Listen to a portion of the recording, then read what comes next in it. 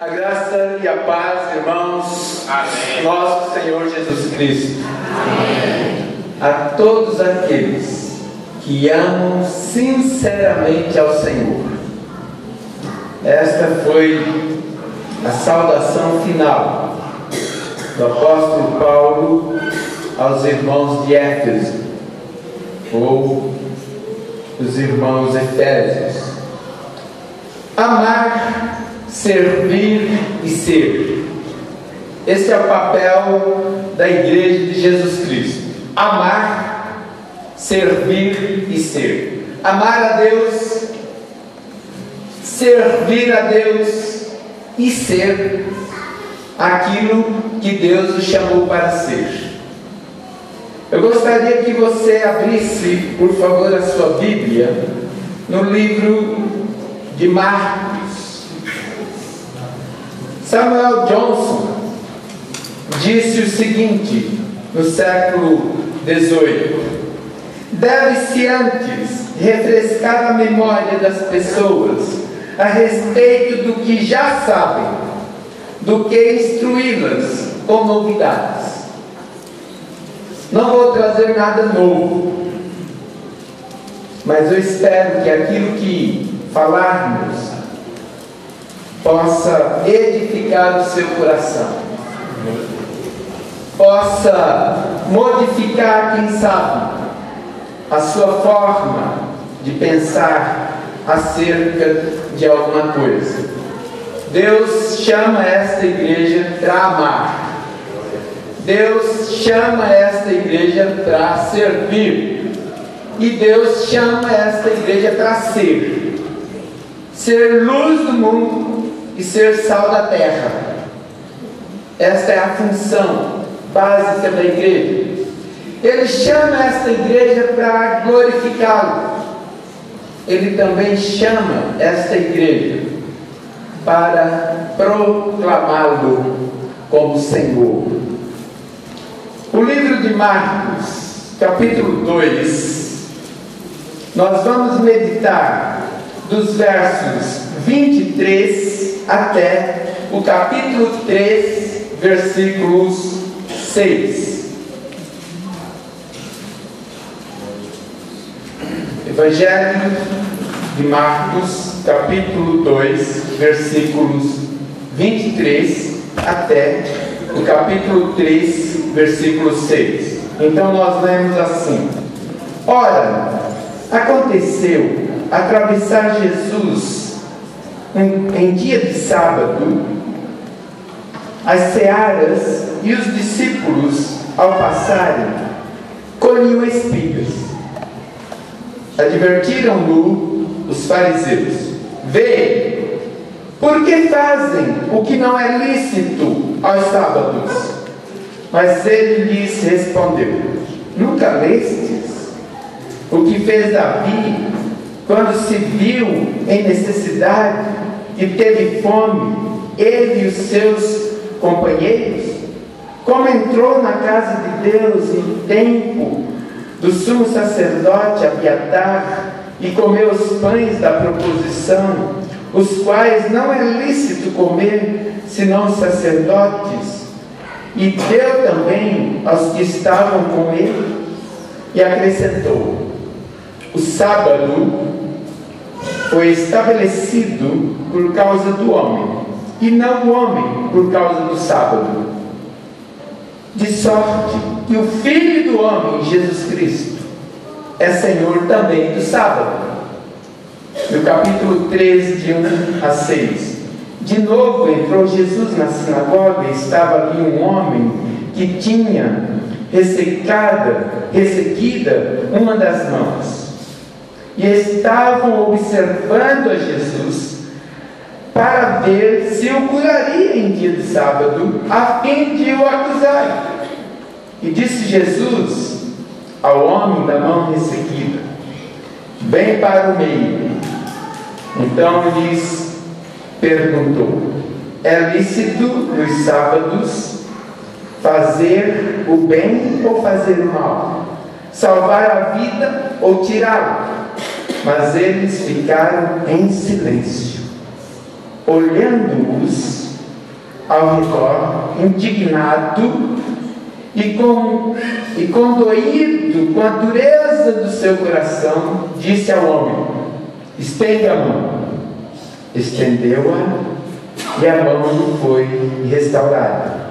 Retirando-se os fariseus, conspiravam logo com os herodianos contra ele em como lhe tirariam a vida. Meus queridos, o Senhor Jesus nos ensina nesse texto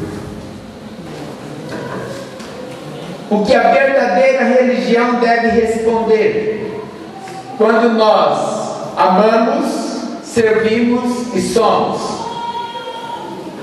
E há 3 perguntas básicas. Primeira é: quem é Jesus? Qual é a sua identidade? Quem é este homem? Esta é uma pergunta que a verdadeira religião, que esta igreja, como uma verdadeira igreja, deve responder. Sua identidade, em Marcos capítulo 1, 11 e 9, 7. Quando Jesus é batizado e quando ele está no monte da transfiguração, Deus Pai brada do céu com uma voz dizendo: este é o meu filho. Falando de sua identificação, de sua identidade. Em quem me compraz? Falando de sua valorização, o valor que Jesus tem como filho. E também a ele ouvir, falando da sua competência. Jesus, ele é o Filho amado de Deus, portanto Deus, ele tem o valor do Pai e ele tem a competência do Pai. O que ele veio fazer? O cristianismo é uma religião de resgate. Declara que o Senhor Deus, nosso Criador, tomou a iniciativa de nos resgatar do exílio do pecado e nos reconciliar com Ele mesmo. Este é o tema principal, é o tema central da Bíblia: a salvação do homem. Jesus veio salvar, buscar e salvar aquele que se havia perdido. Quando a igreja ama, serve e é o que Deus quer, ela tem as mesmas características do Filho de Deus. Deus também diz para você: eu amo você. Não é isso que diz João 3,16?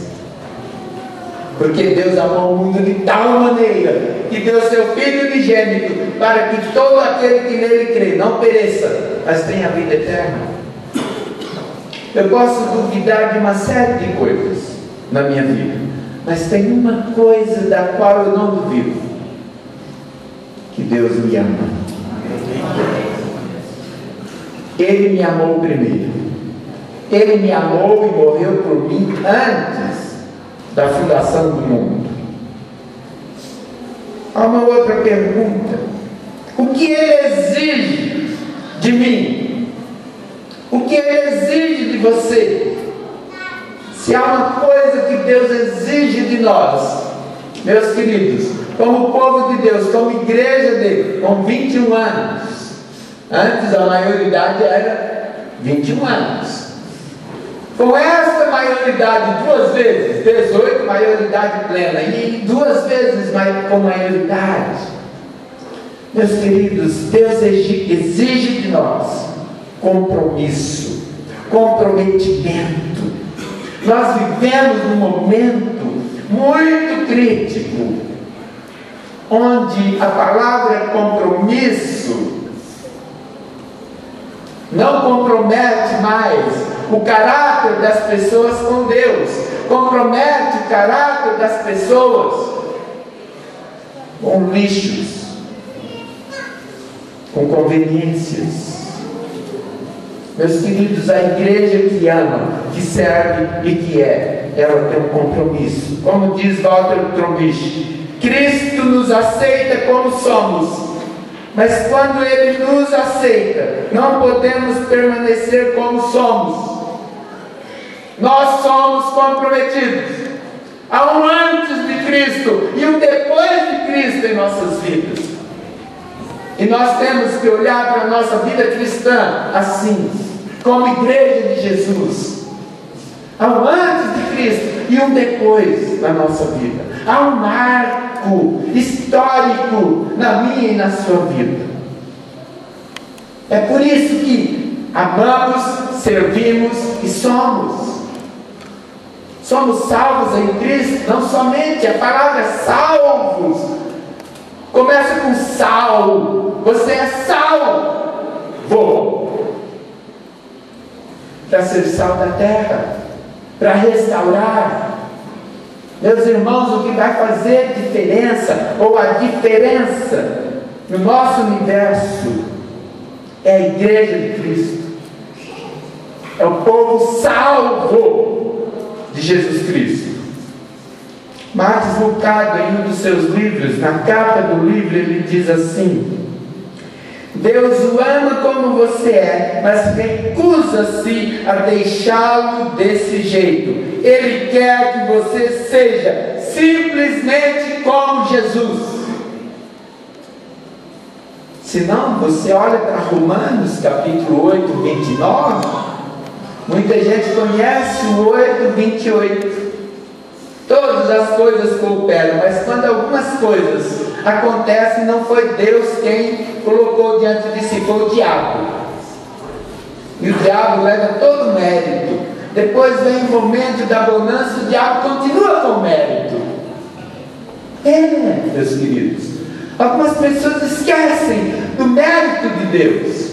Os seus, os meus problemas, as minhas dificuldades, as nossas dificuldades, sejam lá quais forem elas, são para nos tornar semelhantes ao Filho de Deus, parecidos com Ele. Aliás, Deus nos fez o que?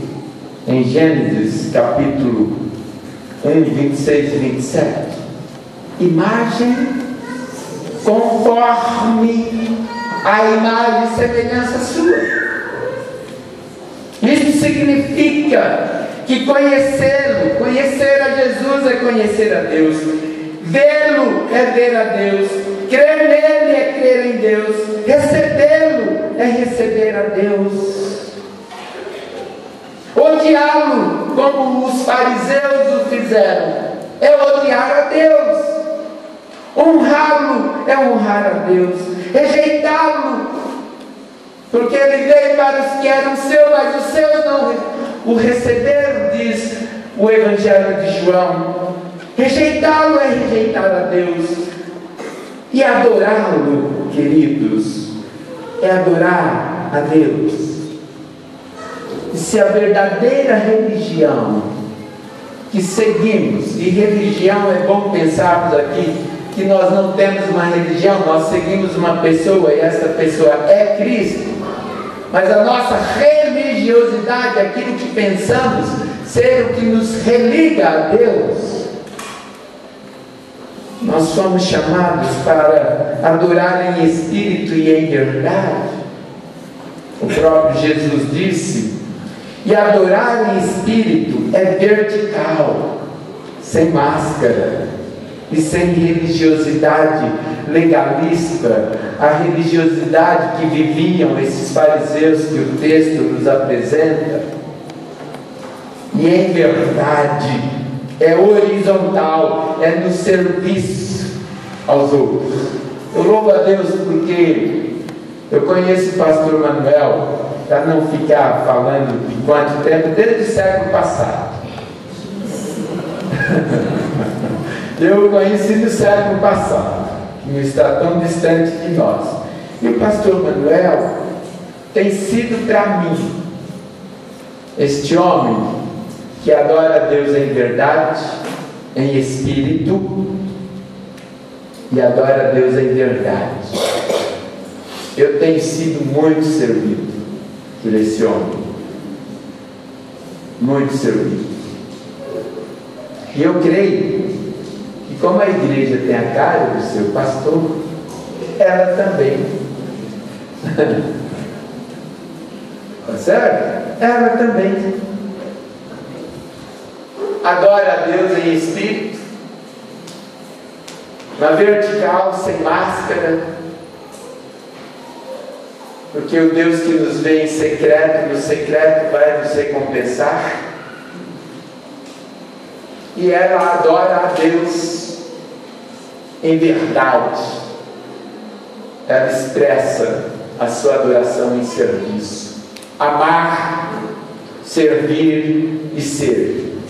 Você pode esquecer tudo que eu falei, que eu falar aqui nesta noite, mas se você ficar com amar, servir e ser, isso vai ajudar você a amar a Deus, amar o próximo e ser o que Deus quer. O contexto de Marcos capítulo 2 a Marcos capítulo 3, 6 tem a ver com o seguinte: os discípulos não estavam fazendo algo proibido, porque eles estavam colhendo milho para quê? Para matar a fome. A única coisa de proibido que eles estavam fazendo é que eles estavam quebrando uma regra, que era a regra de fazer alguma coisa no sábado. Você sabe que no sábado não podia nem olhar no espelho naquela época, porque de repente podia cair um cabelo cor cinza na mão e o cara já estava condenado. O conhecimento da palavra é o meio de nos livrarmos do legalismo. Também nesse texto nós vemos no contexto que o homem vale mais do que os rituais ou os ritos sagrados, por mais sagrado que seja. E o Senhor, ou o senhorio de Jesus, traz liberdade e não escravidão. Você já pensou você sendo escravo de um dia da semana que Deus fez para quê? Deus fez para o homem fazer o quê?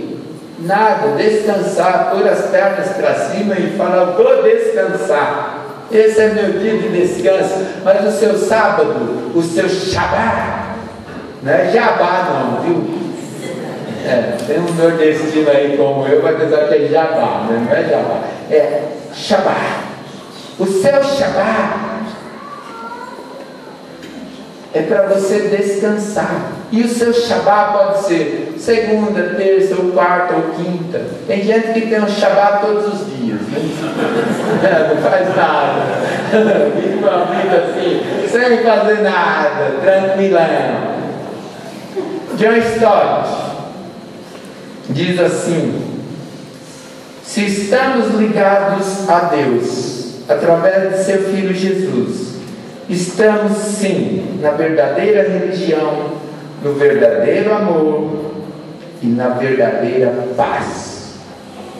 Porque se o Filho vos libertar, os fariseus eu acho que não ouviram isso, verdadeiramente sereis livres. Meus queridos, Jesus era cercado por alguns grupos.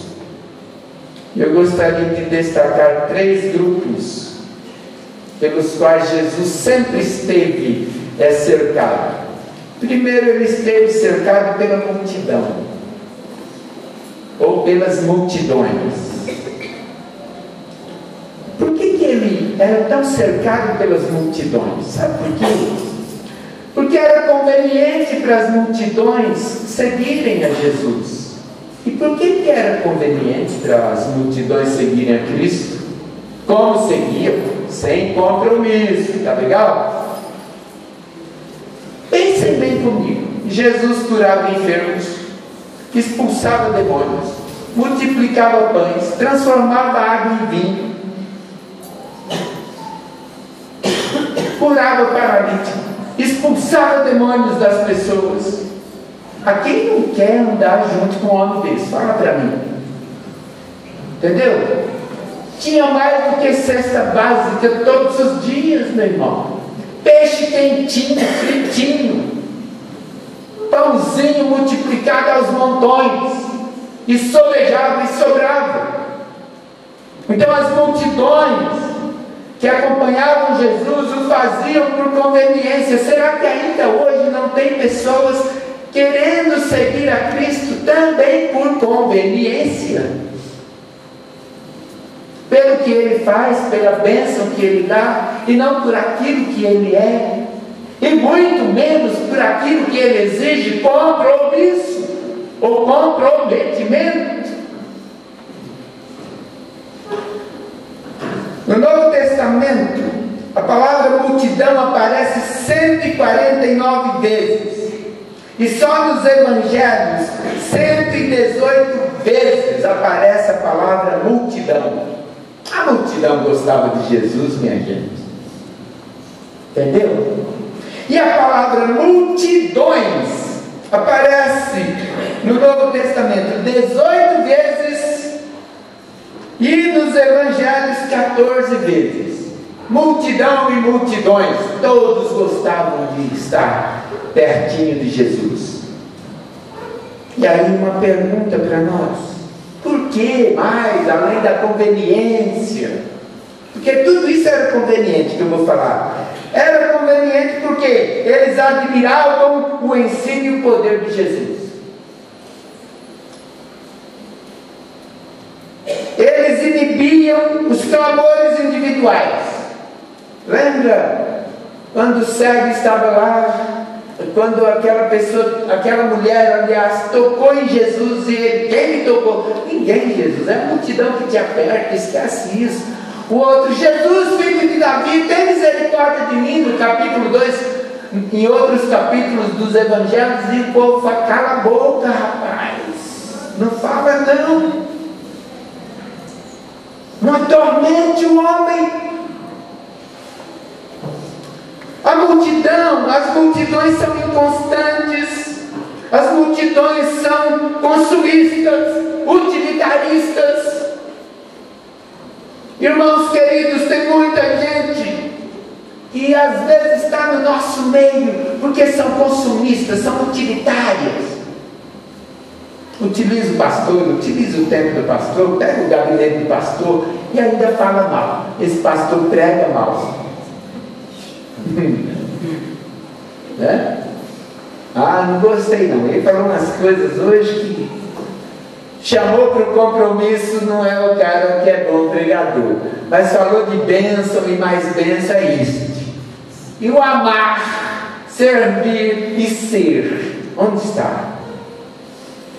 Jesus, diante das multidões, ele teve compaixão, ele serviu, ele curou, ele ensinou, e ele desafiou os discípulos para servirem. Só que tem uma coisa interessante, que João, no capítulo 2, versos 23 a 25, ele declara que Jesus, muitos seguiram Jesus, muitos criam nele, mas por aquilo que ele fazia. E o que eu acho fantástico é que João fala assim: mas o próprio Jesus não se confiava a eles, porque a todos conhecia, porque sabia o que era a natureza humana, que eles o estavam seguindo apenas pelos benefícios. E a pergunta para você: por que você segue Jesus? Ah, porque eu sou batista, né? É bom ser batista, né? Ou porque sou presbiteriano, ou porque é uma igreja histórica. Por que você segue Jesus? Ah, ele curou meu filho. Jesus é bom demais, ele deu emprego para mim. Eu estava sem emprego, ele me deu. Isso é esperar Jesus somente nessa vida, irmãos. E se a minha fé em Cristo se basear só nesta vida, eu sou o pior dos miseráveis. Seguir a Cristo é pensar nele hoje para toda a eternidade. É andar com ele hoje porque eu vou viver com ele na eternidade. O primeiro grupo então eram as multidões. ou a multidão. Mas o segundo grupo eram os religiosos legalistas. Você sabe quantos mandamentos os fariseus adotavam? 613 mandamentos. Era o código penal dos homens. Era o código penal deles. Ok? Não podia sequer quebrar um ovo naquele dia, porque a galinha trabalhou. Não, a galinha trabalhou, então pode comer ovo. 613 mandamentos que estavam divididos entre mandamentos negativos e mandamentos positivos. 365 mandamentos eram mandamentos negativos. Do não pode, não faça, não pode, não pode, não pode, não pode, não pode. Você conhece alguém assim? Que nada pode, não é? E era um para cada dia. Não faça isso, porque se você fizer, você poderá ser condenado à morte. E os outros 248, olha só a esperteza, a inteligência dos homens, né? Os 248 estavam baseados nos 248 ossos e órgãos vitais do ser humano. E esses 248 então eram os positivos. Estes você pode amar o próximo, você pode amar a Deus, você pode. 248, mas 365 eram por dia. Você não pode. Esse era o segundo grupo. E quer saber, meus queridos, o grupo com o qual Jesus teve mais dificuldade, deu trabalho para Jesus, sabe por quê? Os fariseus, eles eram o tipo do crente que não trabalha, mas dá trabalho.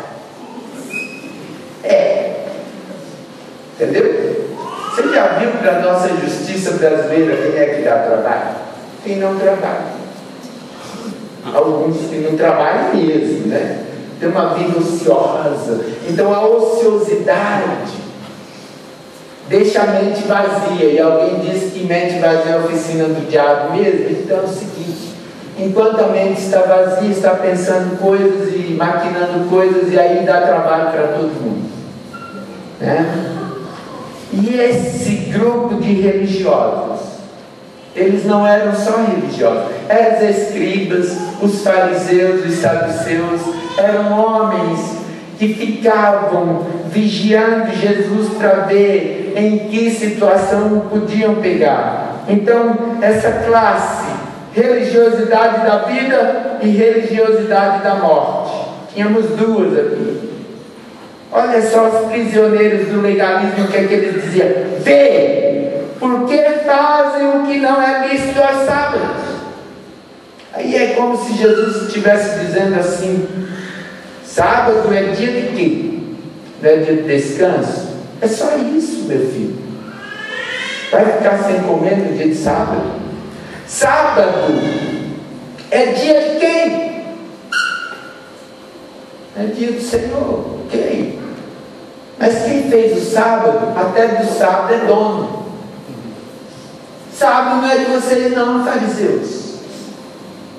Não é propriedade exclusiva de vocês. Meus irmãos queridos, a religiosidade da vida tem duas finalidades. A primeira é adorar a Deus, e a segunda é salvar o homem. Essa é a finalidade. A religiosidade da vida, da morte, centraliza-se em regras humanas e na opressão aos aflitos. Quanto vale uma vida? Jesus nos ensina sobre a verdadeira religiosidade, a religiosidade da vida, essa que você ama. Jesus tinha 3 compromissos fundamentais no seu ministério. diante de fariseus e diante de todo mundo. O primeiro, ir à casa de Deus. Onde é que ele sempre estava? Na sinagoga, ensinando. Havia na sinagoga duas classes de pessoas. Ele viu gente mirrada. O melhor que ele tinha estava mirrado, estava seco, estava lá com a mão seca. Há pessoas hoje em nosso meio assim, gente com deformidades físicas, emocionais e morais, como no tempo de Jesus. Ele viu gente cética, os escribas e fariseus, que eram os fiscais da vida alheia. Você viu Jesus curando no sábado? Pode ir. Olha o que ele está fazendo. Os fofoqueiros da vida alheia. Eles eram detetives e não seguidores de Jesus. Eram acusadores, mas não adoradores. Há 3 razões aqui porque um descrente não gosta de igreja cristã. Porque às vezes o fariseu está lá na igreja, na casa de Deus. Os fiscais, os oficiais do templo estão lá. E no Canadá foi feita uma pesquisa por Peter Schalker, que ele disse o seguinte na sua pesquisa: nós não vamos à igreja porque os cristãos não fazem nada para nos ajudar. Nós não vamos à igreja de cristãos porque os cristãos não fazem amizade conosco. A gente fuma, a gente bebe, a gente usa isso, usa aquilo. E finalmente ele falou uma coisa que para mim é a das piores, que os fariseus fazem muito na igreja. E quando na sua igreja alguém fizer isso, você fala: irmão, você é fariseu ou você é seguidor de Jesus? O que você é? Os cristãos são fofoqueiros, falam mal de nós. Coisa feia, né? Não é feio? Amar, servir e ser não tem nada a ver com os fariseus. Jesus ia para ensinar a palavra de Deus. Seu propósito de ir à sinagoga era ensinar, era socorrer os necessitados, versos de 1 a 3. Ensino e socorro andam juntos, palavra e ação, fé e obras, amor e expressão. A gente expressa o amor da gente. Eu amo. Então, expresse, mostre. Quanto vale na vida para os fariseus? Eles dão mais valor aos rituais do que à vida humana. 3:2. Eles dão mais valor à aparência do que à verdade. Eles dão mais valor a um animal do que ao ser humano. Se uma ovelhinha estivesse morrendo, podia salvar a ovelha. Agora o ser humano não. Está com fome, vai morrer. Está necessitado de cura, vai ficar aí com a mão mirrada. Quanto vale uma vida para Jesus, queridos? Verso 2: uma vida vale mais que o legalismo religioso. Uma vida vale mais do que os bens materiais. Uma vida vale mais do que a própria vida. Porque no final das contas, verso 6, o que é que eles queriam? Matar Jesus. Jesus deu a sua própria vida para a salvação de todos eles. Meus queridos, o que é que Jesus espera de nós? O terceiro e último grupo. O primeiro, as multidões. O segundo grupo, fariseus religiosos, hipócritas. Quando eu falo que eles não faziam nada, tem outros textos da Bíblia que Jesus falou: olha, façam tudo o que os fariseus mandarem vocês fazerem, mas não façam o que eles fazem. Ok? Porque eles atam fardos pesados para os outros, mas eles próprios não os carregam. O terceiro e último grupo, o grupo dos discípulos comprometidos, aqueles que estão com Jesus. A hipocrisia, disse Brennan Manning, a hipocrisia é a expressão natural do que é mais perverso em nós.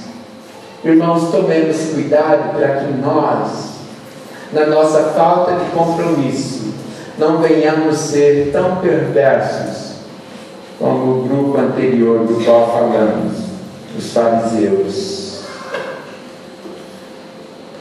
Por que as pessoas trocam de igreja? Falta do quê? Compromisso. O cardápio lá é melhor, né? E já falo de antemão aqui, na frente do meu pastor Manuel, que não vá para a minha igreja, porque o meu cardápio lá é arroz, feijão todo dia. E ovo frito. Você gosta? Comer ovo frito todo dia? Então não vá lá não. Preparei uma coisa diferente, porque afinal de contas, né, hoje é um dia especial, mas é isso aí. E fala uma coisa para mim, igreja, olha, ao invés de você ficar ouvindo algumas bobagens que vocês ouvem por aí, ouça as minhas bobagens. Porque pelo menos a mim você confronta, você está diante de mim. Outro cara disse, eu não me sentia engajado ou envolvido nas tarefas da minha igreja. 20% declarou isso. Outros, os membros da igreja julgavam os irmãos, 18%. O pastor não era um bom pregador como eu, 16% pensavam isso. Tudo gente insatisfeita. Os membros da igreja eram hipócritas. Está falando de quem às vezes? De si mesmo, né? O hipócrita falando do outro é uma hipocrisia ao quadrado. Meu irmão. Eu lembro de um pastor que toda vez que ele ia para a porta cumprimentar os irmãos, ele cumprimentava com um beijo. Aí o irmão falou assim, pastor, eu não beijo hipócrita. Ele falou, amém, irmão. Deus também ama os hipócritas. Como é difícil, meus queridos, para algumas pessoas que não têm comprometimento com o Senhor, elas se tornarem tão duras, tão críticas com os outros.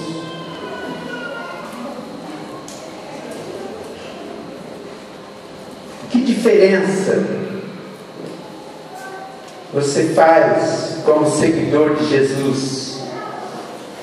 Eu quero citar aqui alguns exemplos de homens que foram comprometidos com Deus, e até onde foi o seu compromisso. Mateus, nenhum dos apóstolos de Jesus morreu de morte natural. Alguém disse. Mateus sofreu martírio ao fio da espada na Etiópia. Marcos morreu em Alexandria depois de ser arrastado pelas ruas da cidade. Lucas foi enforcado numa oliveira na Grécia. João foi posto no caldeirão de óleo fervente, mas escapou da morte e foi deportado para a ilha de Patmos. Pedro foi crucificado de cabeça para baixo em Roma. Tiago foi lançado de um pináculo do templo e depois espancado até morrer. Filipe foi enforcado numa coluna na Frígia. Bartolomeu foi esfolado vivo. André foi preso a uma cruz e dali pregou aos seus perseguidores até morrer. Matias foi apedrejado e depois decapitado.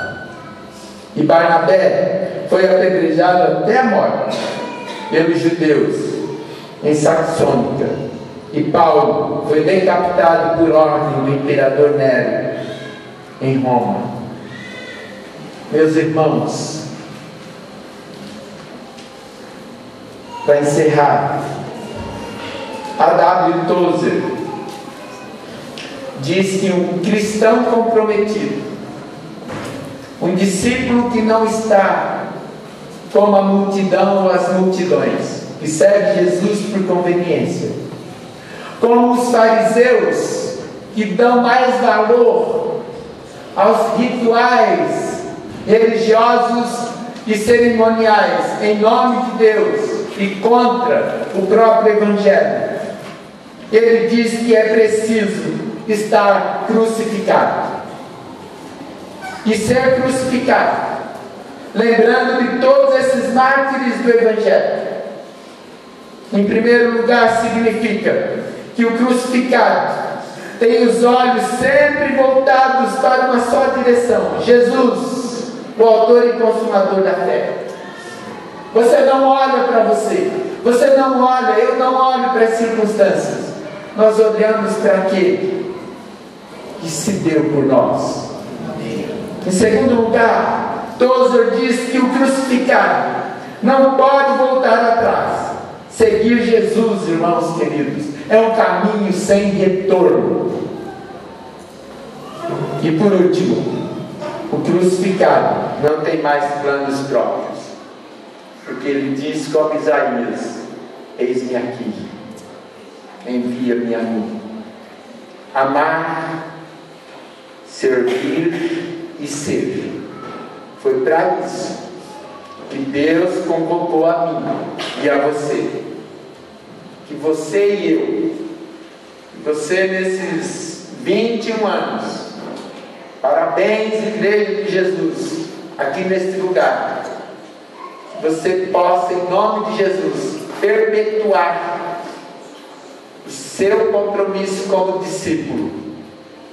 E se você quer fazer um discipulado, eu aprendi recentemente que discipulado é alguém que tem um discípulo ao lado. Sempre ter um discípulo ao lado, alguém para você levar, conduzir a ser imagem e semelhança de Deus, amando, servindo e sendo, para a glória de Deus. Que Deus te abençoe. Amém.